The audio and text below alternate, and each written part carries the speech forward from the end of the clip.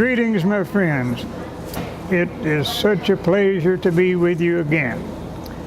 We're dwelling on downtown Bristol and changes that have been made in the last 60 years.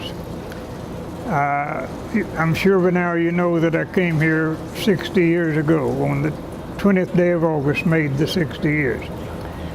And I had a little celebration at home.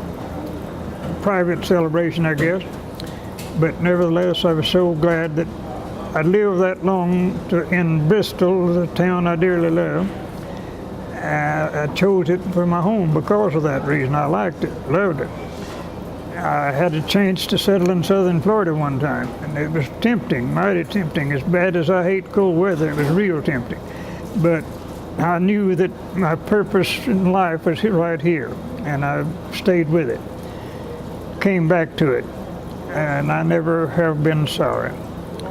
On our last program, we told you about the changes downtown, or some changes that have been made. I didn't get through all of them by any means, but I did go over some of the changes that have been made downtown. Today, I'll view with you some of the other things. First of all, let me answer a question.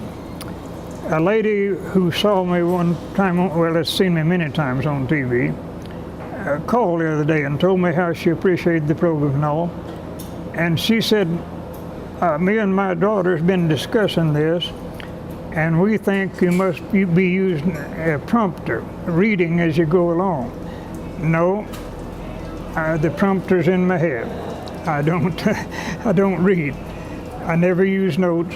I don't read. They say, well, how can you remember all that? Well, you could too, most anybody could. To remember things is largely based on interest, how much you're interested in something. If you were going to be hanged, say, on October the 15th this year, I doubt if you'd forget the date at all. You would have it in your mind. If anything is, and that would be of keen interest to you, of course. And that's what memory is just keen interest. And that's why I remember it, because I'm keenly interested. The change that I want to tell you about today is in transportation. Of course, Bristol has had some form of transportation ever since it began. When it began, it was the wagon, the buggy, or the carriage, or a cart, or whatever. And many people, of course, resorted to the oldest means of transportation of all, which is walking. But in early Bristol, it was always filled with wagons, horseback riders, and a few buggies and one or two carriages mixed in with them. That's what Bristol would have looked like in the first years after it started. But when I came here, that had all changed, of course. The automobile age that began about 1903 had grown into great prominence. Now, one time, we had a very good streetcar system here. But when automobiles became more prevalent and the taxi service began, that destroyed the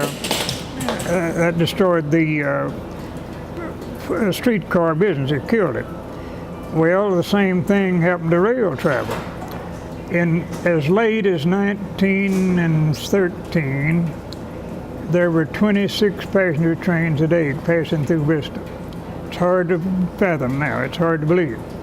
But there were 26 passenger trains serving Bristol as late as 1913, and probably for many years after. Of course, we had 4 railroads here. When I came here in '53, we were having about 6 passenger trains a day. And that kept up for many years afterwards. It completely ceased in 1971. I'm living in hope that we'll have it again someday, but who knows at the present time. Now, what really might come as a shocker to you is to know that in 1953, the traffic that is now, of course it wasn't as much traffic, but the through traffic. We had 11 Highway, which is called Lee Highway on the Virginia side, And of course it split here, and we had 11E and 11W, 11W and 11E. And then 421, of course, ran into town, 58, and so on. But can you imagine Bristol when all national traffic, not just local, but all national traffic was funneled right through downtown here? My, what a mess that would be nowadays. Can you imagine the traffic on 81 coming through downtown Bristol? 11 came here and split right downtown. If you were going west on 11W, you took out West State Street and you journeyed right on through Bluntville. Didn't have that good road down Reedy Creek now, like they have now. You had to go wind around through Bluntville. You had to go across that big ridge before you get into Kingsport. Some called it Eden's Ridge way back, and some called it Chestnut Ridge. And I really don't know. I guess it may have the now. I don't know what it is now, but it was old Eden's Ridge way back. I've ridden the buses when they went right over that ridge, just like the highway goes today. But to you, and especially you younger folks out there, you can't imagine Bristol when all traffic, if you're traveling from Washington, D.C. to New Orleans, you had to come right through Bristol, right downtown. Well, if you were going on 11E, you took down Edgemont. It's Woodlawn for a good ways, and then Edgemont. Finally, Bluff City Highway went right through Bluff City and went right downtown Johnson City and right on into downtown Greenville, Tennessee. And you can imagine what a slow journey that would be. Well, when I first started coming to this country, I've ridden a bus from Memphis up here several times, and you had to go through every little county seat between here and Memphis. And usually the highway ran around the courthouse, around the court square. But at that time, too, there was another big difference, and that was that State Street was one way going west. You had to, if you were going west, you could go out State Street, but you couldn't go up State Street. And it remained that way for a while. I don't remember just how long, but it remained that way for a good while.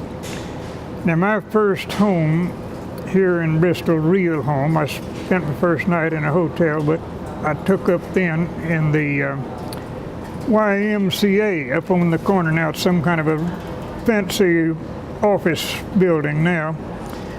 In fact, there's a law office, I think, in the bedroom where I slept. But my room there was on the third floor on the corner of Phillips and Shelby.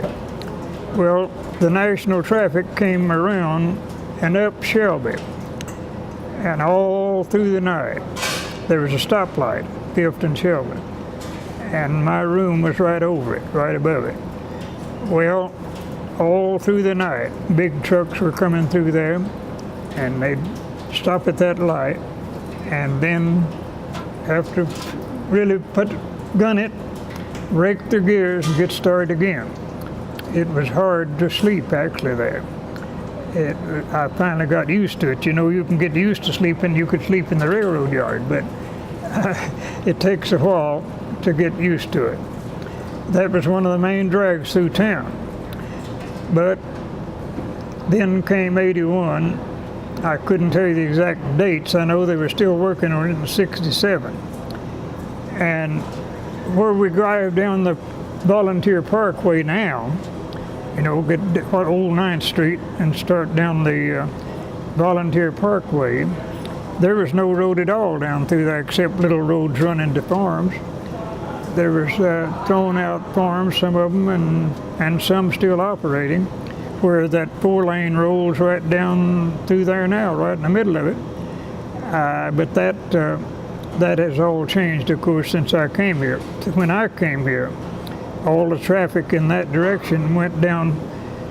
When it left town here, it was 4th Street, and then it became Woodlawn, and then Woodlawn turned into Edgemont, and Edgemont became Bluff City Highway. The city limits didn't reach as far then. One of the things of which I'm questioned most is what are those stone pillars out yonder by the highway on the road toward Bristol. Well, that was the end of town. They were welcome gates who were coming into Bristol. And there was one like it, just like it, down on the Tennessee side. It's long gone now. But there was one down there. That was the city limits of Bristol. And beyond that, you were out in the country. But that has changed too. However, one thing that puzzles me, and I don't know how to explain it yet. When I came here in '53, the population of both sides of town together was about 42,000. And since then, all kinds of subdivisions have been built out where cattle grazed when I came here. There's now big subdivisions. In fact, I remember very well cattle grazing where the Walmart building is over on the Virginia side over here. And that doesn't seem like many years ago, but I remember a big herd of cattle grazing right in there where that store is. But the things have just changed, just different from what it was then. So the city limits have been increased and all kinds of subdivisions have been built, and yet the population remains just about the same. And I can't, that's one thing I can't explain.